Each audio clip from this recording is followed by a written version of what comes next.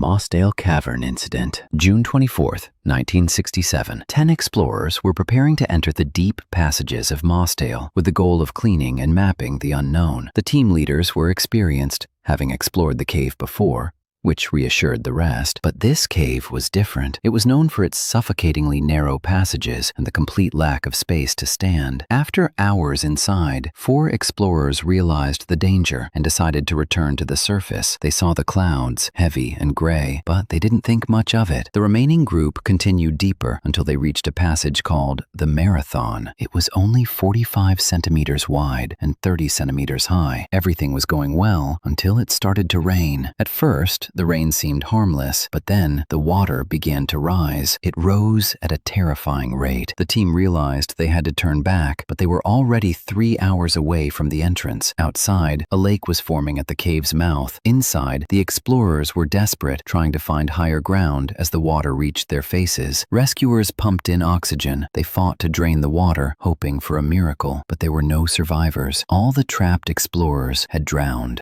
The Shaft Sinkhole tragedy. In 28 May 1973, 9 professional divers planned to dive into the Shaft Sinkhole at Mount Gambier. This hole was unique, with a small opening leading to an underground lake at a depth of 6 meters. A beam of light would pierce through this opening into the cave, serving as a visual guide. Everyone agreed not to exceed a depth of 60 meters to remain within the main chamber and keep the light in sight. However, on the second day, 4 divers decided to explore the western part of the cave at a depth of 75 meters, deeper than planned. This was a massive risk, especially since they were using regular air cylinders rather than mixed gas. As they descended deeper, the risk of nitrogen narcosis, a condition that causes loss of focus and intoxication-like behavior. 1 diver felt the effects of the nitrogen and exited immediately, followed by others, but 4 continued the descent. On the surface, concern grew when the divers were late. A search team went down and found a flashlight and a camera on the bottom, but no sign of the divers. A major problem had occurred: the accumulated silt. The divers' movements had stirred up clouds of sand, blocking visibility entirely. Combined with nitrogen narcosis and oxygen depletion, the 4 divers drowned.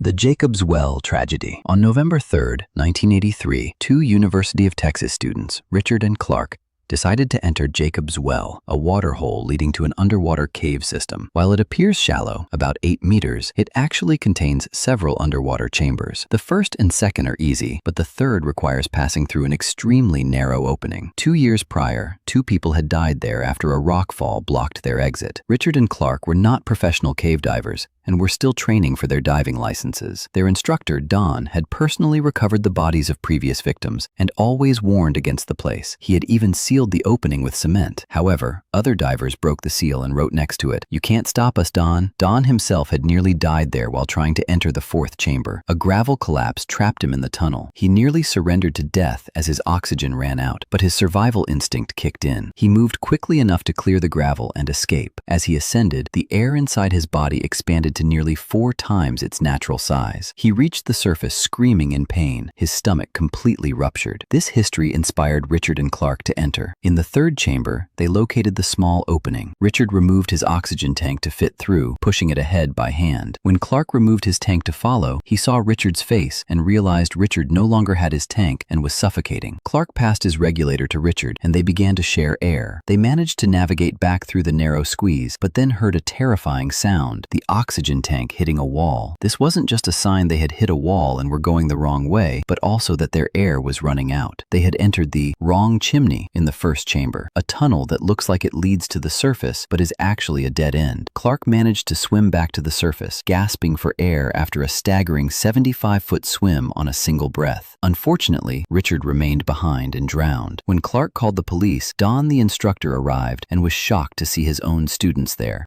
Gollum's Cave. On August 18, 2005, a group of 5 friends decided to enter Gollum's Cave, also known as the Cave of Death. They arrived at 3 a.m. One friend stayed outside while the others entered. Their first challenge was crawling through a small pool of water. They then reached a fork and chose the left path, which led to another small pool. This seemingly innocent pool was actually a sump, an underwater tunnel leading to another section of the cave. The tunnel was narrow, 3 to 4 feet in diameter, and required total immersion to cross, meaning only one person could go at a time for a distance of about 15 feet. One by one, they dove in. Once they reached the other side, they found a section with only about 3 feet of airspace above the water. The friend outside grew worried when he saw no light and heard no sound. He entered the cave but found nothing, so he called for help. Inside, the 4 friends likely realized the air was bad air, meaning it had high levels of carbon dioxide and low oxygen. This air impairs thinking, movement, and breathing. They tried to exit one by one, but the first person to dive back into the tunnel couldn't find the exit before his breath ran out. This happened because high CO2 levels make it impossible to hold one's breath or think clearly. The second person dove in after 30 to 60 seconds and found the first, and so on, until they were all trapped in the tunnel. Rescuers tried to pump in oxygen and drain the water, but it was in vain. The bodies were eventually recovered, and the cave was permanently sealed with cement.